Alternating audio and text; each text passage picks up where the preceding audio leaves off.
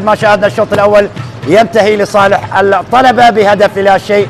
سجل الهدف عن طريق اللاعب التنزاني مسوفا، والطلبة في بداية الشوط الثاني هدف التعادل لنادي نفط ميسان. هدف التعادل لنادي نفط ميسان.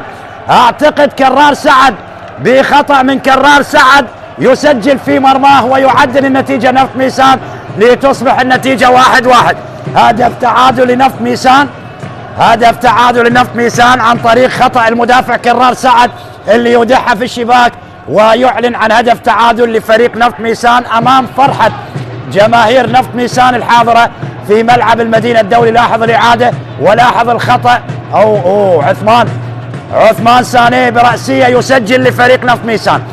عثمان سانيه هو اللي يسجل. كنا نتوقع ان كرار سعد هو اللي وضعها في المرمى، لكن عثمان سانيه لاحظ وضعها على يمين حارس المرمى فهد طالب ليعدل النتيجة لنفط ميسان في مرمى